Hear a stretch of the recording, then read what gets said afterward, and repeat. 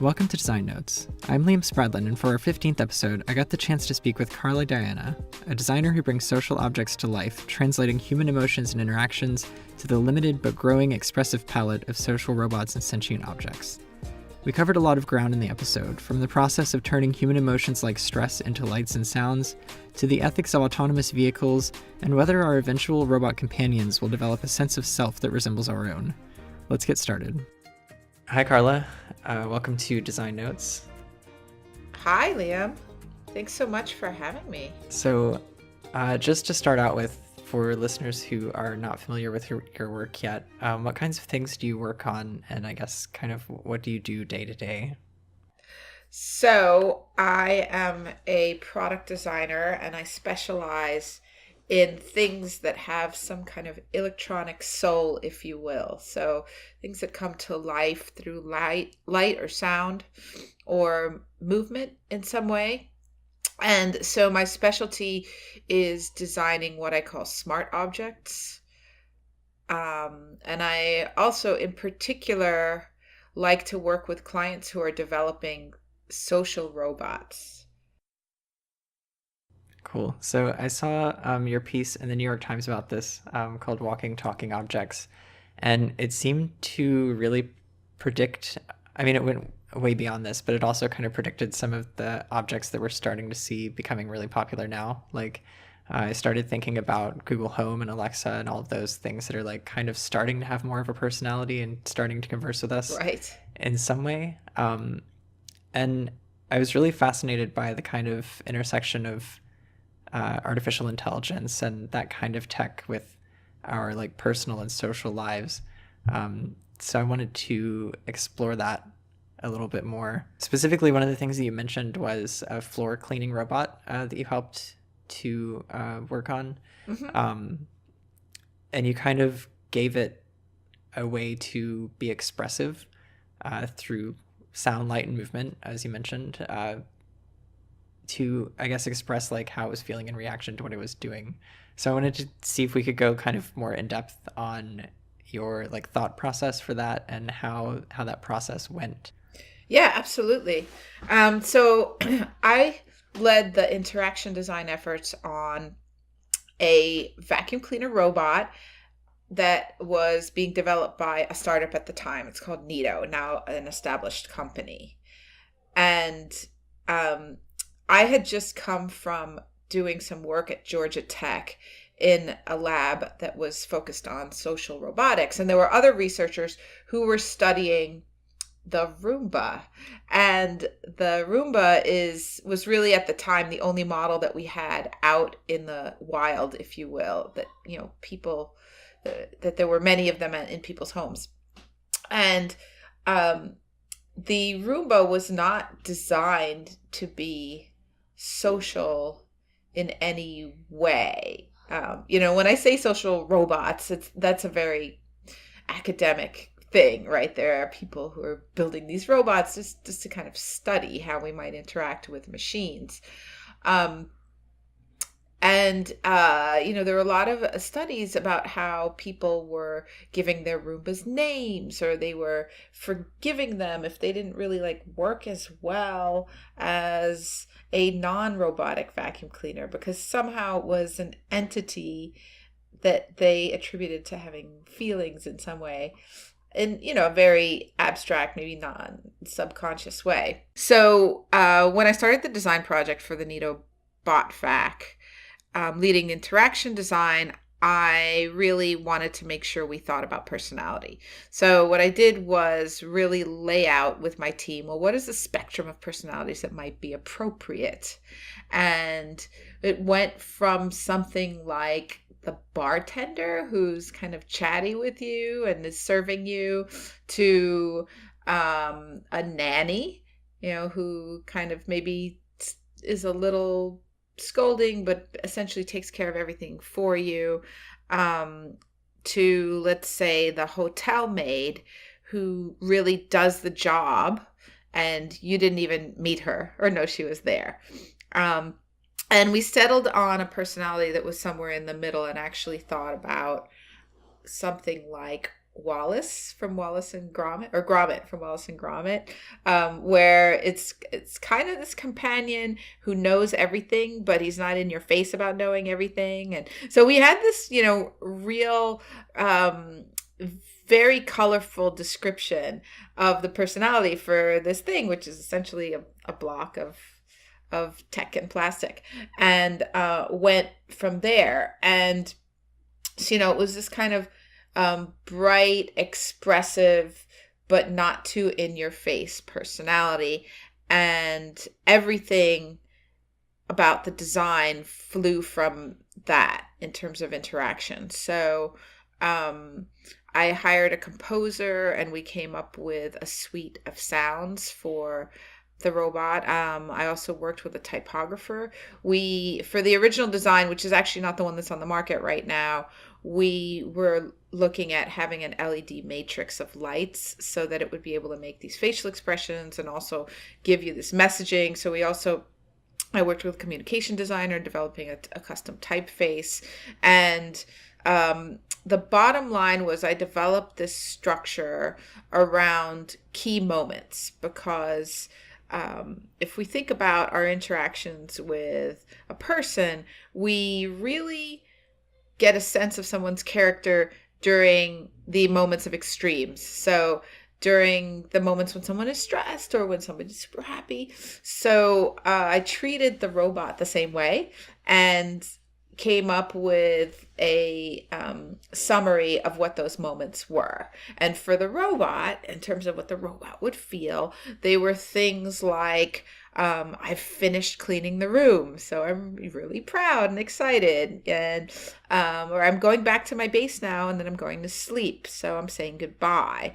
Or there would be these moments of distress, like, I'm stuck under the couch, or I've got, something stuck in my brushes, or my belly is full and I need some human intervention to help me empty it. So so that's really what the structure of the design effort was like. So I guess in like translating these feelings to kind of the lights and sounds and things, I guess I want to understand, like, where did you start? I definitely started with those moments, like I said, and there were maybe 10 or so of these moments. And then for each of those moments, really started to brainstorm with the team around a spreadsheet of like, okay, well, this is a moment of distress. What do we want to happen with the lights? What do we want to happen with the messaging? What do we want to happen with the sound? And I actually have this, enormous poster-sized flow chart of all of those decisions and what happens. So it's kind of this decision tree. So, is it running out of battery? Is it, can it locate its base? Like, there's sort of escalating distress, let's say, in that case. Like, if you're running out of battery and you can't locate the base, like, that's really going to be a longer tone, let's say, and some more severe lights. And then, in terms of the lights, we actually had this ring of lights, which I'm finding more and more in a lot of products that I work on. That we're coming up with messaging from something as simple and an abstract as a ring of lights. So, there are certain conventions that we have around color. Like, red tends to be negative and alarming. We have red for stop signs and stop traffic lights. Red is the color of blood, red is emergency, like those kind of things. So on a very, very base level, we kind of have red and green, or red and blue, or and this is also, it's really sort of a tricky question. And it's one of the reasons why I love this work, because we don't have this defined yet. Like, we really have a rich history in typography, and we've got, a history in architecture and maybe materials and colors, but these electronic behaviors have been so crude up until this point, because we're just now at a point where the components are inexpensive enough, and the ability to work with them, engineers can work with them in a way that's not, it's not enormous development costs. So we're kind of making it up as we go along, and we try to do as much research with real people as we can, and show them the messaging and say, okay, if you heard this, would you think that this was, if you heard this and saw this light, what would you think was going on?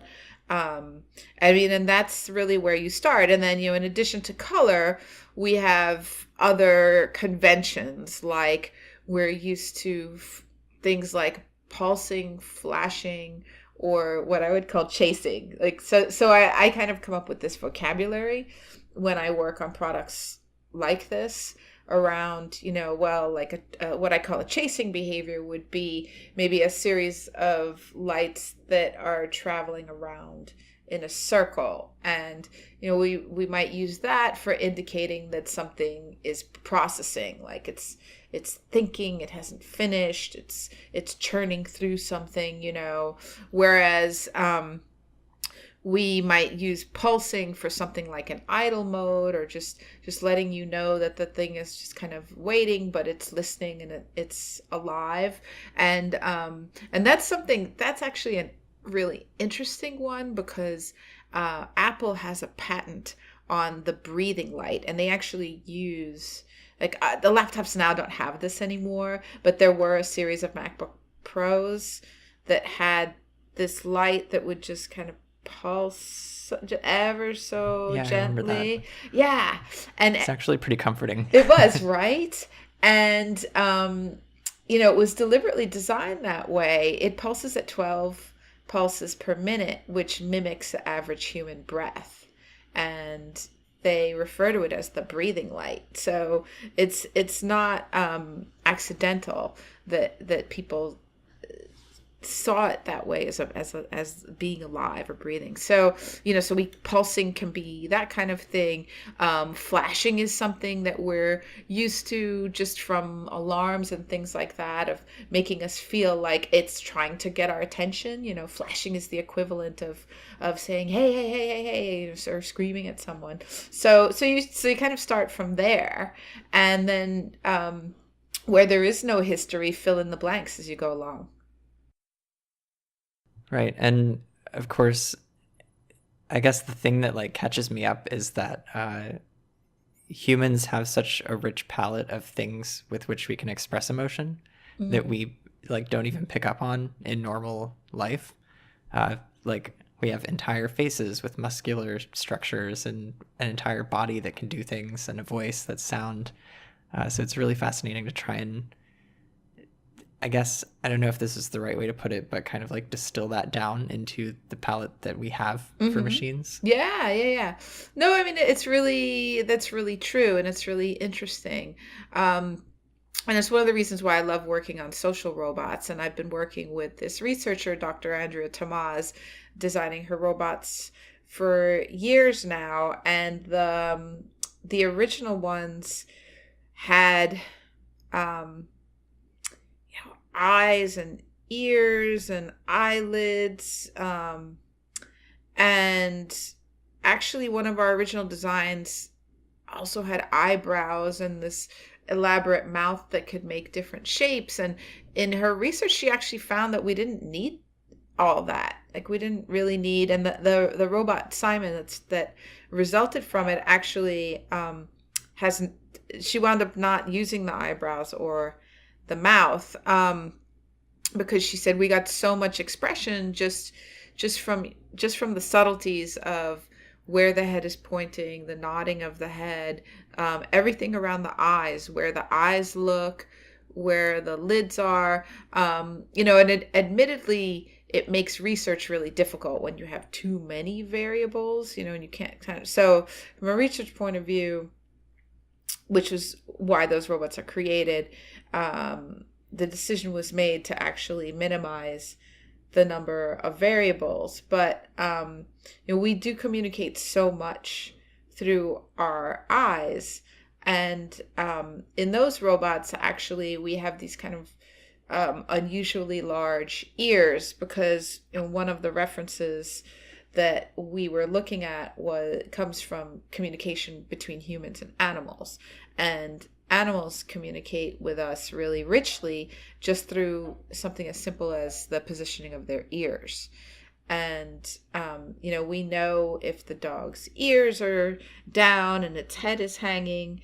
We don't, like, dogs don't really smile at us, right? But yet we get this rich communication from them. So I think that that's what's really interesting in terms of a design challenge is, how can you distill this into only being the necessary things that you need? And for an appliance, again, it's not an entire conversation, right? You're not actually having an entire conversation with the vacuum cleaner. You're only having these distinct messages around, did you finish cleaning? Is it done? Are you programmed correctly? Is something wrong that you need me to intervene with? And so, you really don't need you don't need a lot of aspects of emotion that we need when we're communicating. I think also that humans are really good at finding faces and expressions even where there are none. Mm-hmm. Like, I'm curious if in testing you ever found a case where, even though things were pared down to kind of a minimal expression, if people were finding emotions that weren't there. Oh yeah, absolutely. And I do this too, because I have a lot of images of some of these robots that I've worked on, and I reflect on them a lot when I write an essay or do a talk about it, and I'll look at these pictures and I'll think, that's where the robot was being coy. And then I think, well, I don't know about that. I don't really know that was me, but I see it very very clearly.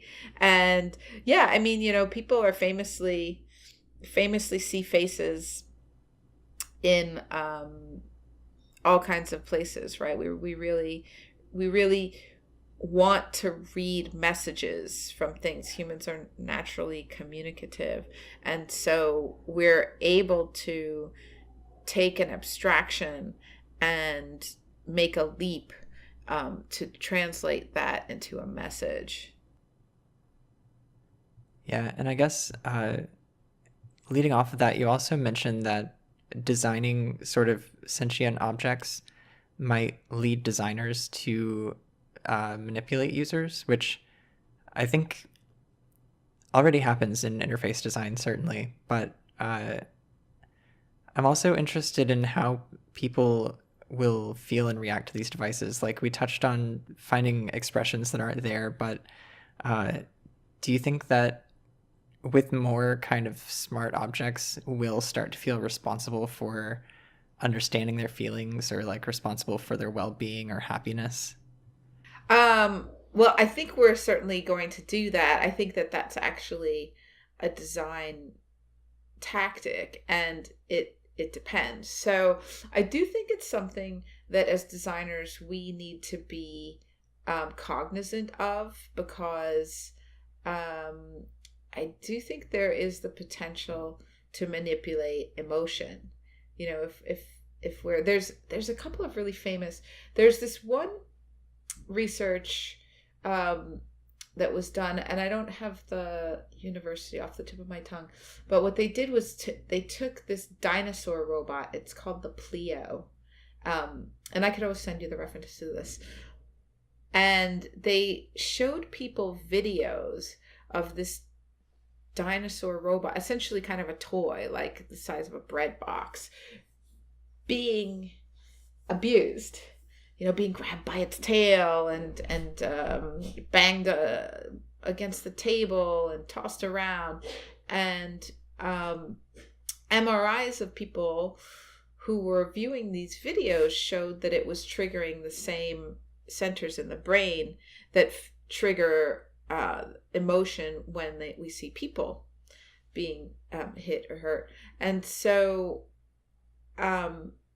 there's definitely this ability to manipulate. Now, again, I don't think it's new at all. Like, I think the advertising industry has been doing it with us through our television screens and for a very long time, and magazines and all kinds of other things. But I do think it's powerful, and I do think, the designer should always question the motives and make sure that you're aligned with those motives.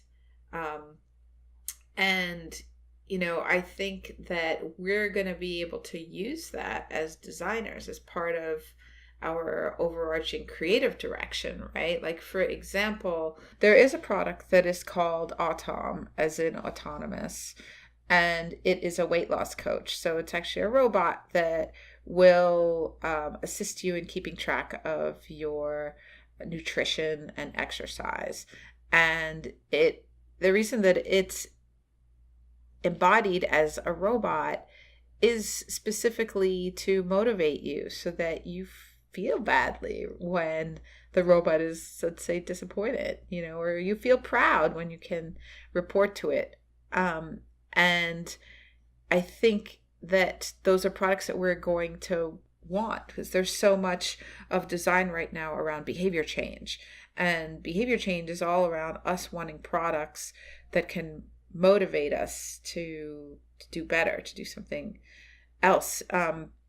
And so I think that, there's a lot of potential for robots to tug on our heartstrings and give us that motivation.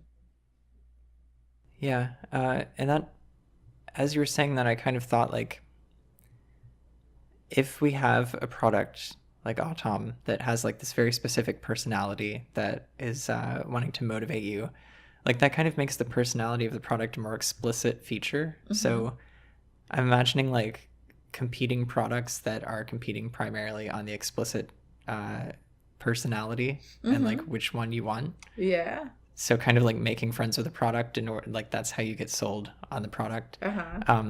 But then I also wonder, like, will those kind of interactions like reflect back into, I guess, human society, if you want to call it, like, where we're interacting with so many personalities that are explicitly intended to do one thing or the other, that will have some impact on how we interact with other humans.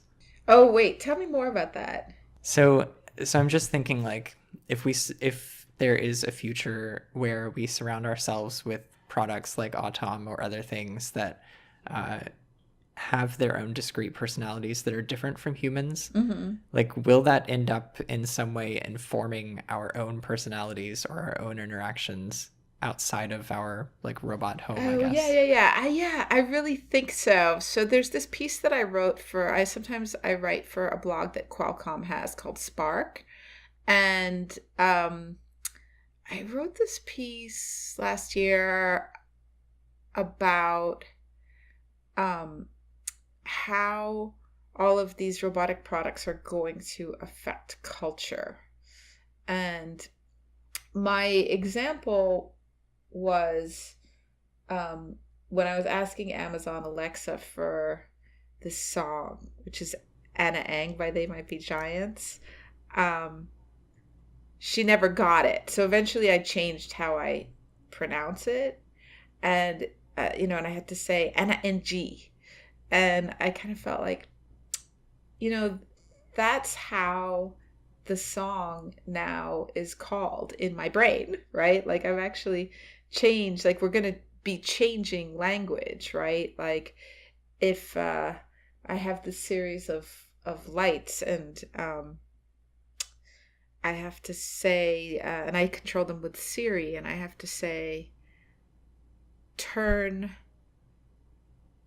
Aurora to twilight dim, or these phrases that I have created for different settings, but they have to be phrases that Siri can easily decipher. Otherwise, they don't make good names, right? So, like right there, I think a lot of language is changing, and that language then certainly, uh, in instantaneous moments, I don't think we necessarily reflect on the fact, well, I'm talking to a person, I'm not talking to a robot. I think it's going to actually get mixed in terms of what we consciously say to robots and what we consciously say to people.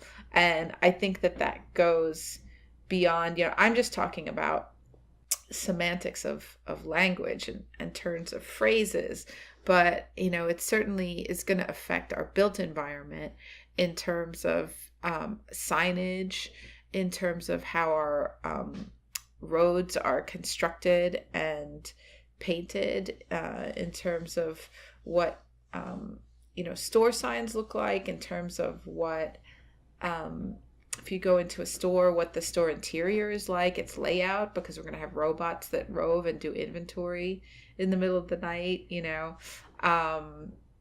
and so I do think, having these personalities in the mix.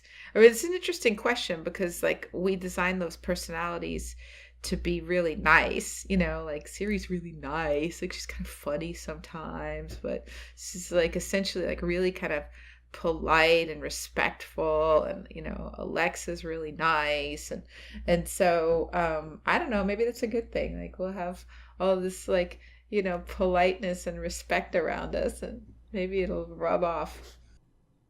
Yeah, it's going to be interesting, especially because ostensibly the goal of like conversational interactions with machines right now is that you can speak to them naturally, Mm-hmm. but we know that that isn't true, at Right. least not yet. Yeah. So we still have like these separate codes for machines. Right.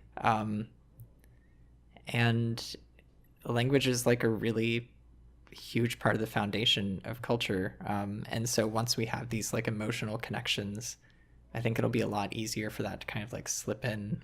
Mm-hmm.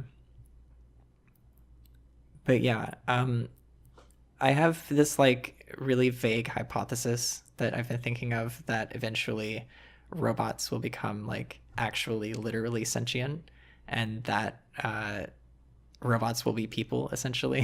Like Uh-huh. this is something I've been thinking about for a Yeah, while. you're not the only person. So I want to get your take on that as kind of the expert. Like, what do you think about that idea? Well, so um there are a lot of theories. Are you familiar with the singularity? There Yes.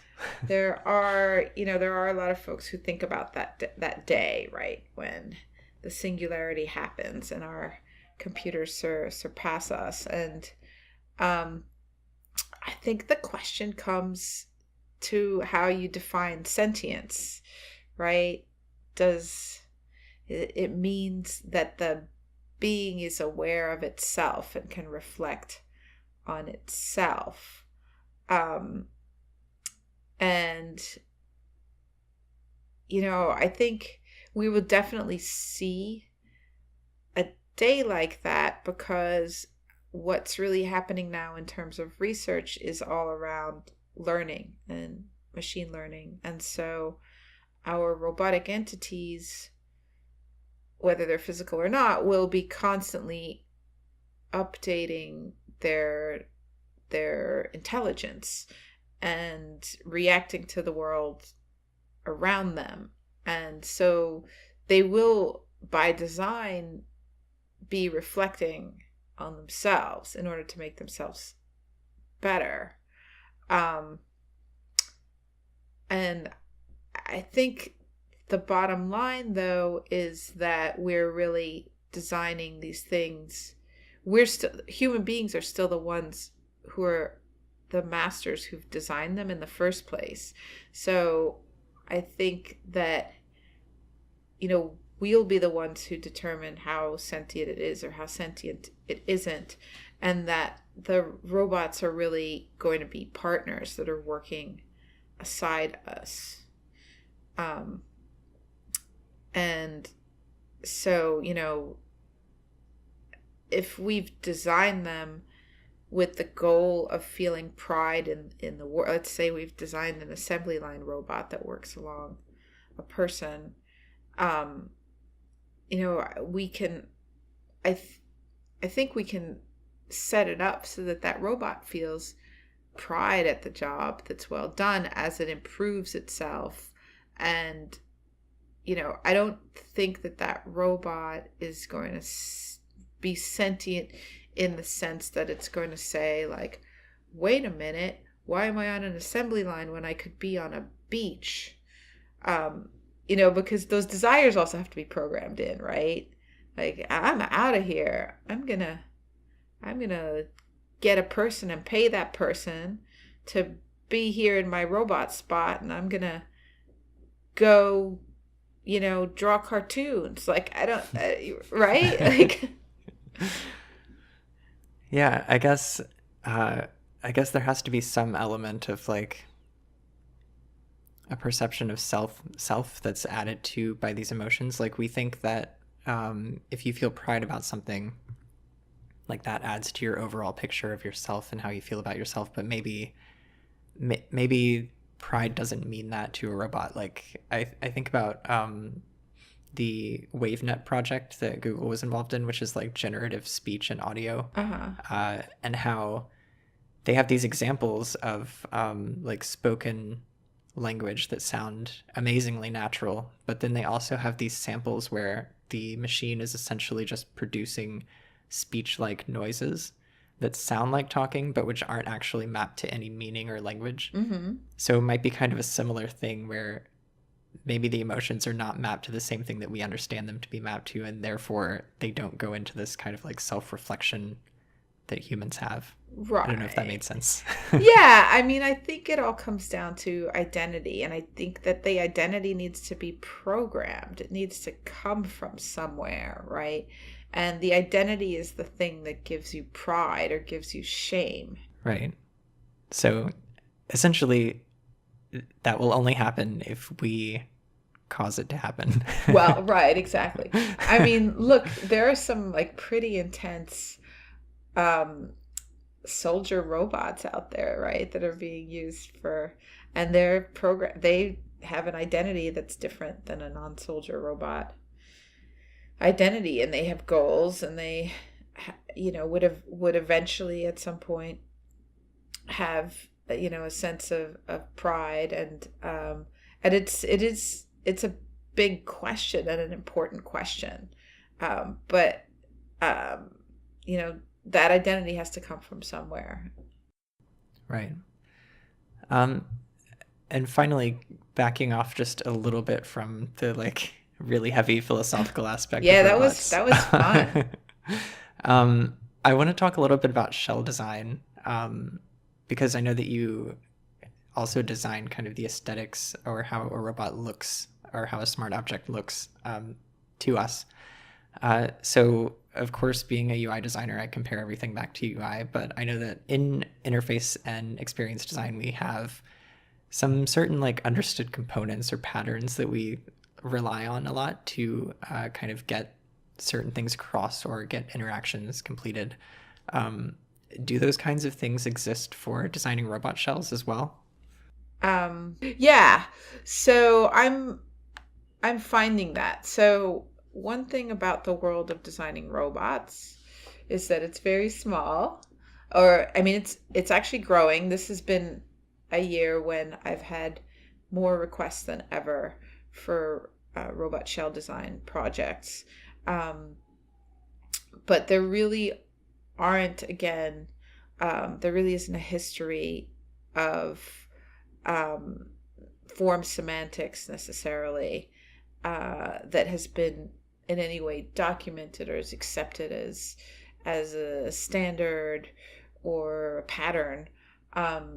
But I have been finding myself utilizing the same patterns, in the sense that when I start off the project, I really work with the team to think about what the scenarios of use are, and then also think about what are the abilities that the robot has, and make sure that the physical embodiment of the robot is able to express those abilities. So, um, for example, there's so much around camera vision, and cameras can be small or large. We see a lot of Kinect cameras being used in robotics, but even a Kinect camera is really just sort of a black rectangle. So I've been working a lot on amplifying the presence of the camera to make it feel like a face, if you will, in some really abstract ways, even if it's just through a frame or a highlight. And the same goes for what I would call an abstracted version of ears. So if the robot is capable of hearing, like it has a microphone, that microphone could be, a few millimeters wide and completely hidden. But because we want people to know that they can approach the robot and talk to it, what I'll do is actually deliberately create forms that seem like ears so that people feel like the robot can hear. And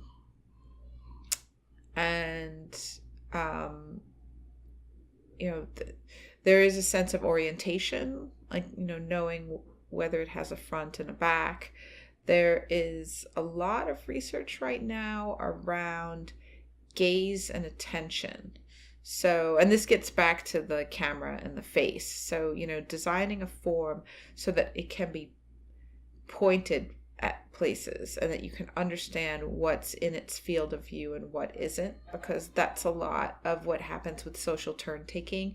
So when you're in a conversation with a group of people, when you turn to the person that you're listening to, they know that you're listening to them because you've turned to them and you're looking them in the eye and that kind of thing. The same thing goes for, if you're having a conversation with a person about an object, you both might actually turn your heads and look at that object while you're talking about it. So all the nuances of face and vision and gaze and attention are really important patterns.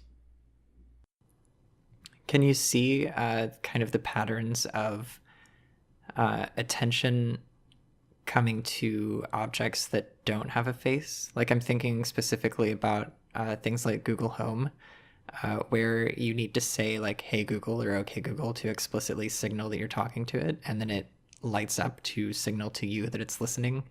But that isn't really like the ideal version of a natural interaction, right? So I'm wondering if maybe there's a way to accomplish that isn't that doesn't involve like a metaphor towards a face, I guess. Right. Well, then, like I said, there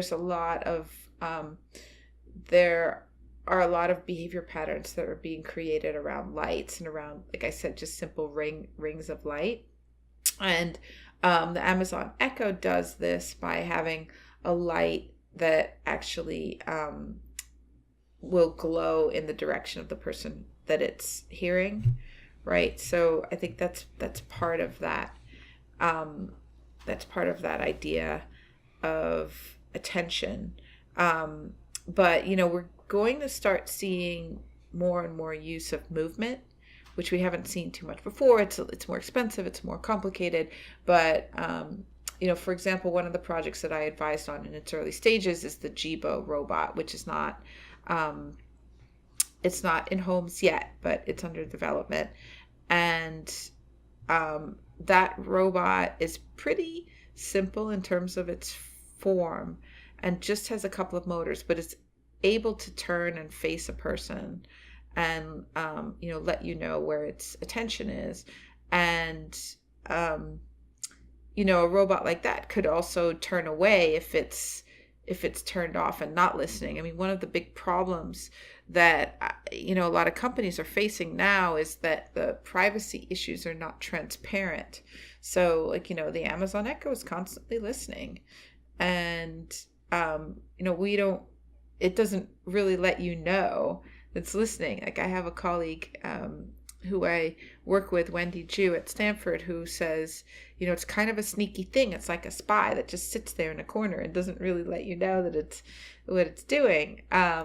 So I think we're going to start seeing a lot of nuances around this idea of privacy and the object letting you know if its attention is on you, if it's listening, if it's not listening. Can you ask it to stop listening? Can you ask it to stop watching? And how will it confirm those very important things?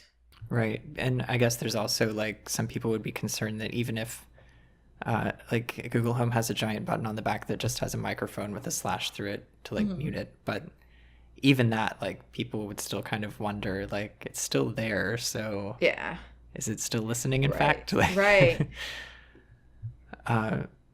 but yeah, I also wanted to jump in a little bit to autonomous vehicles because this is something that also really fascinates me. And you wrote a piece this year about autonomous vehicles in Popular Science. And from reading that, it sounds like humans right now have this expectation that anything that calls itself a self-driving or autonomous vehicle is our ultimate vision of the autonomous vehicle, which is kind of like a thing that can handle everything by itself already. But the reality is that we still need handoff, and things are progressing at a reasonable pace that feels very slow. So I wonder how, like, I'm interested in the timeline of how we get from here to like everyone appropriately understanding how autonomous vehicles work now, and then the other inflection point, which is where we have the ultimate vision of autonomous vehicles and they work, and kind of how that plays out. Yeah. So the piece that I wrote in Popular Science is called "Don't Blame the Robots, Blame Us," and the "us" there has a few different meanings. In the one sense, it means us as consumers, that we do have this tendency to make the leap because we grew up hearing about robots. Like, we were promised robots in our future, right? And it's exciting, and it's and it's what we kind of all dream of and want in some way. And so as consumers, we're just in this lull where once we start seeing some autonomous features, we it's very tempting to want to let the machine take over. And there have been all of these YouTube videos of people in the Tesla using the autopilot feature, like not watching, napping, and doing other things. And that's not the intention of the company. What they want is for you to be paying attention to the road, and it's assistive driving. It's not autonomous driving. So the us in that case is consumers. The us is also the companies that are developing these autonomous vehicles, because Tesla calls their product autopilot. Autopilot makes you think that it's got the word auto in there. It's got the word pilot, which means someone who can drive. It's not a co-pilot, but it really should be called co-pilot, I think. And a lot of the marketing really hypes up this idea of it, being something that is smart enough to take over. They don't explicitly say that, but there is an implication. And then finally, I think a lot of the main part is designers. So I think UX design is extremely critical here in terms of the handoff and what you call the timeline. So, going from what we have today to the vision of fully autonomous, which I do believe we'll see. But, we've got a couple of major things that have to become more sophisticated. And one of them is what I'm talking about, which is the communication between the machine and the person, because it's still not a person. It's still, like, even 30 years from now, it's still going to be a machine, and we need to fully understand what that machine sees. Like right now, we understand what we see, and that's our model of the world, but we need to develop a new model of the world where that more closely mimics what the machine can see, and then we can make better decisions in terms of where to step in or where to let the machine take over. And then there's also this larger picture thing in terms of timeline that is around the bigger system of highways and multiple vehicles on the road, and we're going to see mixed vehicles for many decades, where there are some autonomous vehicles and there are some non-autonomous vehicles, and that's going to be a big, long, and sloppy process. Yeah, I guess that's the disappointing truth of of autonomous vehicles is we as humans have to understand what they are seeing and doing, and they also kind of have to learn what humans might do, which I think is part of the efforts that are happening now. But even maybe something like, we see those cool demo videos of this like 3D model of the road and all of the rectangles and different colors and shapes coming at it. Like maybe even something like that would be more communicative to the human. But people still have misgivings about fully autonomous cars because, and I've gotten this a lot when I bring up the topic, is that, if there's a situation which in normal life, I feel like saying what if is like not a very good argument, but in this case, it could actually, like, it probably actually happens pretty often. A case where the only two options from the car's perspective are to injure someone outside the car or possibly injure somebody inside the car by avoiding the first situation. So I feel like there are probably a lot of cases like that we haven't dug up yet that, ultimately humans will be programming the responses to things like that, right? So how do we negotiate that? And I guess how will the technology negotiate that? Right.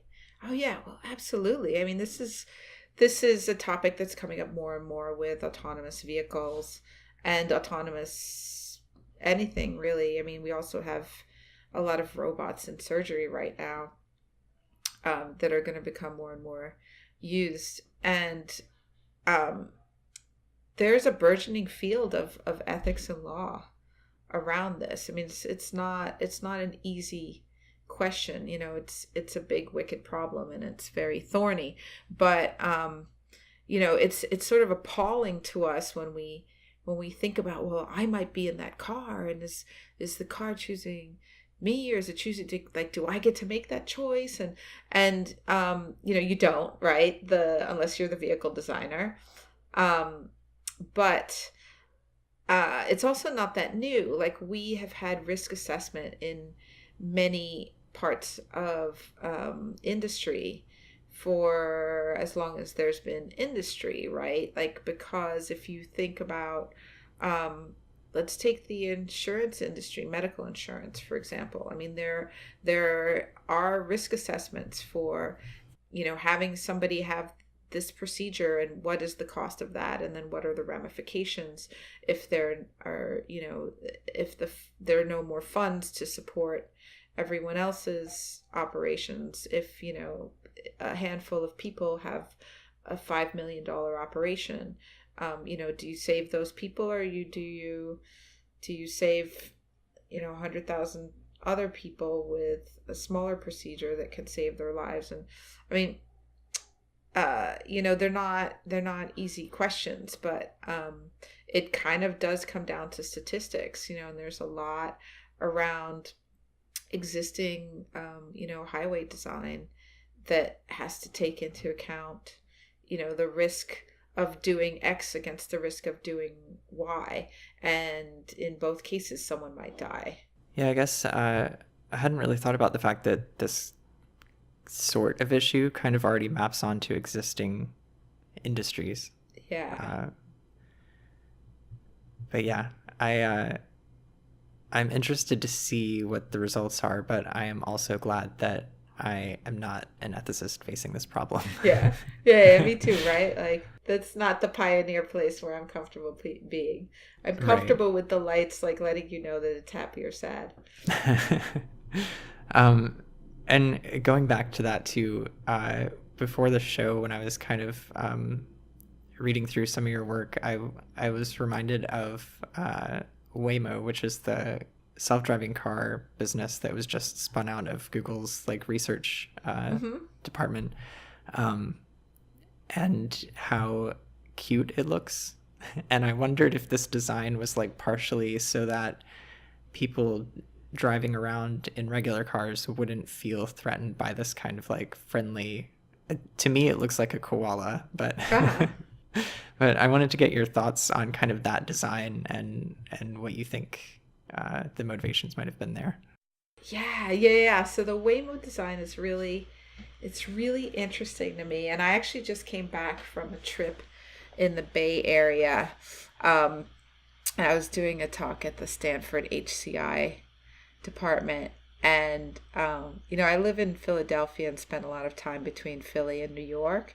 And it was like being in an alternate universe because these things were everywhere in Palo Alto, It was kind of like, oh, there's one. Oh, there's another one.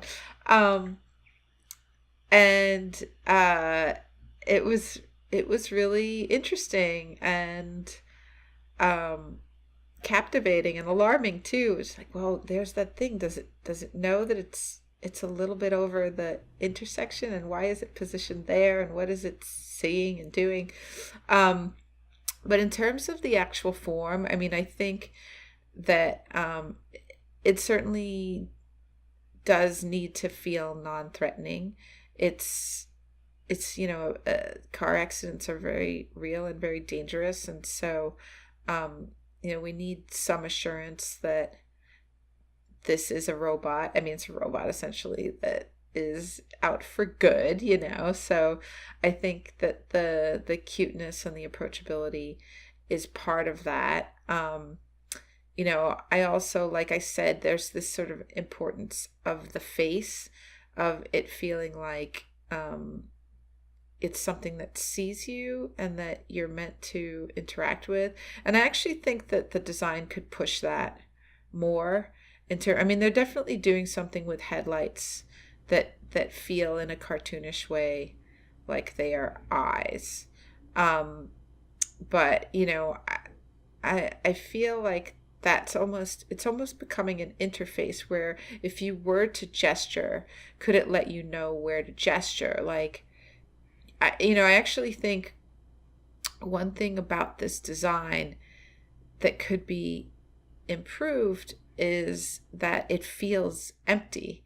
So when I saw them on the road, like it feel like they call them driverless cars, and that's what it feels like. It feels very much like a traditional car with the driver missing, right? The passengers kind of back a bit, but I think they could be much more deliberate in terms of form, of letting you know like where the driver is, even if it's an autonomous driver, right? Like what does an autonomous driver look like? It doesn't look like an empty car. It's not empty. There is a being there, right? Whether you're sentient or not, like the robot is there. So, should one side of the car be bulging out more than the other? Or should the windshield have some kind of presence that lets you know, like if you wave at it, like I do a lot of waving at cars when I cross busy intersections, right? To let them like, does he see me? Um, and I think that, here you wouldn't really know if it saw you or not. And, it needs to be able to have a conversation with other drivers as well as pedestrians. Yeah, that's an interesting point. And like merging in front of someone or something like that, like your instinct is to wave and just be Hmm. like, hey, but there's Right. nobody to say hey to because the Yeah. person making that decision wasn't a person. So Right. Right. so yeah, it's an interesting point. Um, Honestly, I feel like I could ask you questions all day long. But I think we're going to wrap up here. Okay, Um, cool. so thank you again for coming on the show. Maybe, Y- I don't know, in a little while, once we have once I have some emotional robots and smart objects in my own home, we'll check back in. All right, But that yeah, sounds great. Yeah, this was lots of fun. Thanks so much for the opportunity. It's been a great conversation. I really enjoyed digging into these issues. awesome.